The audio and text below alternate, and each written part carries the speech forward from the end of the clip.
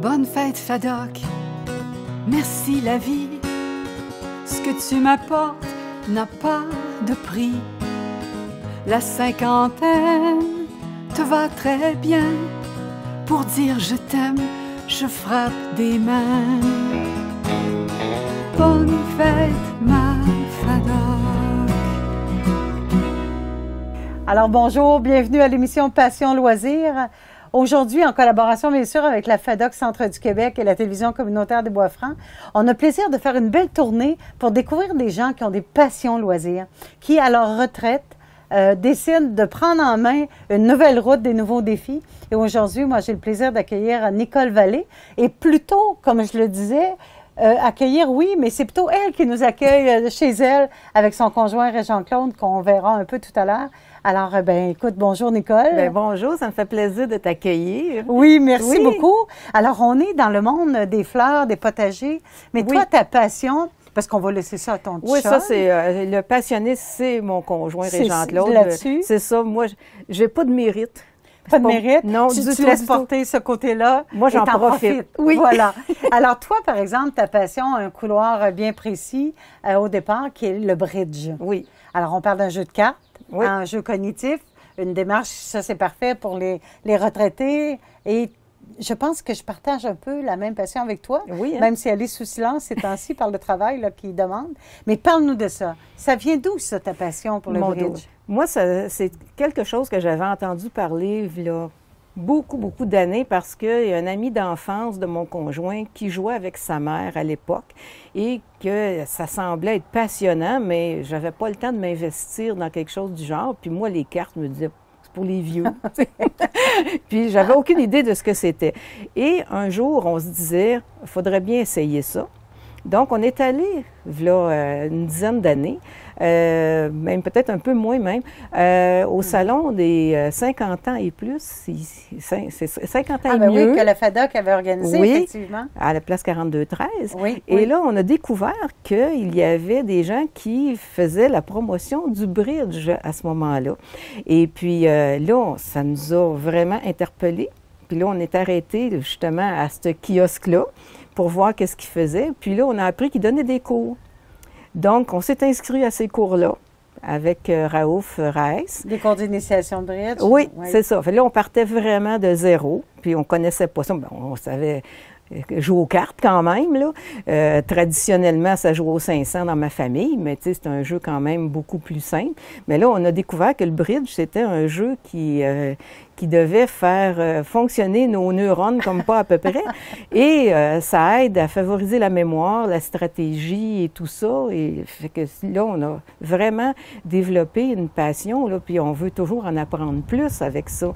Et là, quand on a commencé à jouer, c'est là qu'on s'est rendu compte que c'était beaucoup plus compliqué qu'on pensait, mais en même temps que c'était accessible vraiment à tout le monde.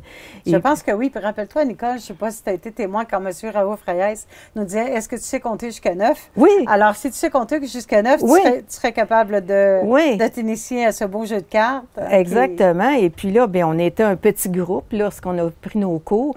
Et puis, il s'est formé comme un esprit d'équipe là, à travers ce petit groupe-là, qu'on a toujours comme côtoyé par la suite, parce que c'était comme notre groupe à nous, là, tu sais, de débutants, là. Fait que ça a commencé comme ça, et puis là, bien, on a suivi un deuxième cours, un troisième cours pour s'améliorer et tout ça.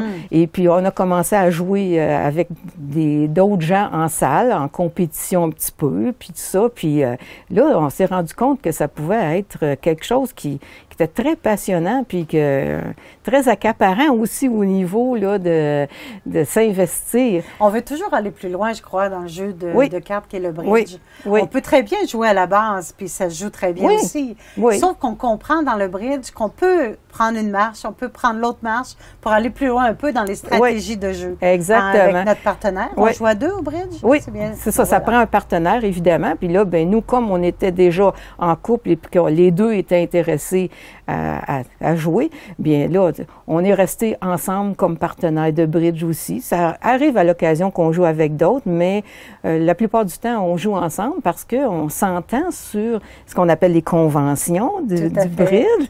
Et puis pour se comprendre, se parler, parler. Puis, comme on voit ici, les petites cartes. C'est ça, tu as mis sur table ici. Les petites cartes d'enchères. Quand on joue au bridge, tout est silencieux. Hein? Tu le sais, Sylvie, quand on joue en salle, les gens ne se parlent pas. On fait seulement que prendre nos cartes et signaler c'est quoi qu'on dit pour présenter à notre partenaire notre jeu, pour qu'on puisse prendre des enchères pour savoir qu'est-ce qu'on va faire comme jeu. Alors, chaque participant de bridge a ça sur sa table. Oui. Et aussi, vous avez les plaquettes. Oui, ça, c'est les jeux qui sont préparés pour jouer. Alors, toi et moi, on joue, bien sûr qu'on prend... C'est ça, on prend chacun notre jeu de cartes et là, on regarde... On s'amuse à regarder ce que la vie nous réserve. C'est ça. Et qu'est-ce qu'on va se dire ensemble, puis les adversaires aussi vont se parler. Exactement. Voilà. Et puis là, ben comme tu remarques, ben j'ai mis une petite machine ici sur la table. La machine bleue ici? Oui, pour montrer, là, et ici, l'autre petit bidule, parce que, évidemment, bien, comme tu disais, j'ai quand même une certaine passion qui s'est développée pour le bridge, parce que quand je m'investis habituellement dans quelque chose, j'y vais quand même à fond. Donc... on doit dire aussi, Nicole, que tu fais partie du conseil d'administration du club de bridge des Bois-Francs. Oui, alors, c'est ça. Déjà là, il y a une belle investigation de ta part, comme bénévole, comme joueuse de bridge. Et là, vous avez décidé, le club de bridge, de mettre votre club aux années 2021, c'est en plein vous avez eu l'occasion d'avoir une subvention. C'est ça. On a fait une demande pour une subvention dans le cadre du programme Nouveaux Horizons pour les aînés du gouvernement fédéral. Et ça faisait 3 ans qu'on faisait des demandes pour pouvoir avoir cette subvention-là et qu'on était appuyé d'ailleurs par la FADOC dans nos demandes. Et puis, cette année, bien, on a réussi à avoir finalement cette subvention pour l'achat d'équipements. Parce que c'est très dispendieux, les équipements de bridge, parce que c'est pas quelque chose qui est vendu au Walmart là, ou dans une grande surface. C'est spécialisé. C'est spécialisé, donc c'est des machines qui sont fabriquées en Pologne. Okay, donc, tu sais, ça vient de loin. Là. Et pour faire résumer, je pense qu'avec cette machine électronique, on n'a plus besoin de les faire à la main, l'entrée des jeux. Non, on n'a plus besoin de rien toucher aux cartes ou quoi que ce soit. On met ces plaquettes-là dans la machine. On dit à la machine qu'est-ce qu'on veut comme type de jeu pour pouvoir jouer, parce qu'il y a différents types de jeux au bridge.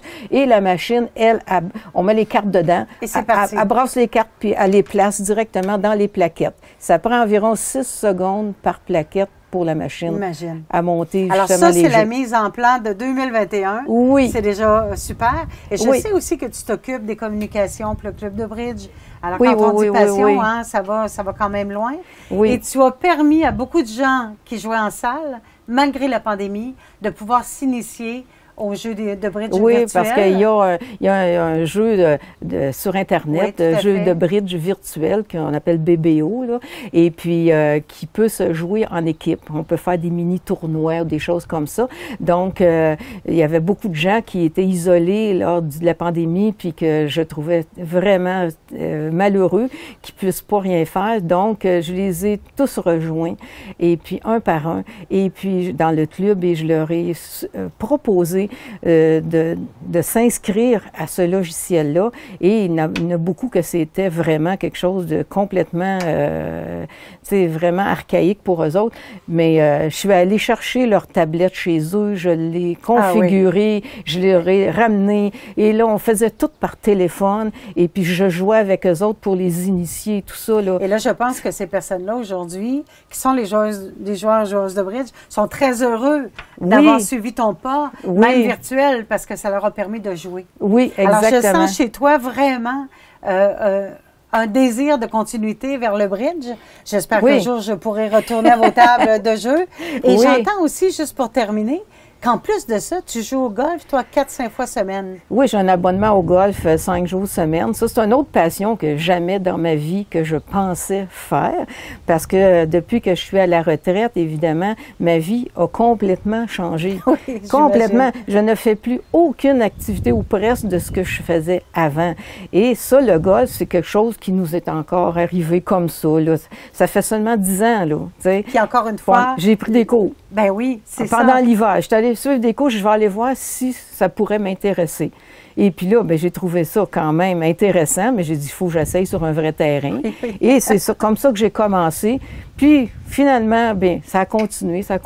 Puis là, maintenant, ça fait 10 ans cette année que je joue au golf. Alors là, c'est bridge, golf. Oui. Et manger les tomates à Région-Claude. Faire beaucoup de cuisine. Ça aussi, c'est ma passion, moi, là, faire la cuisine. J'ai suivi des cours de cuisine au début de ma retraite parce que j'aimais vraiment ça.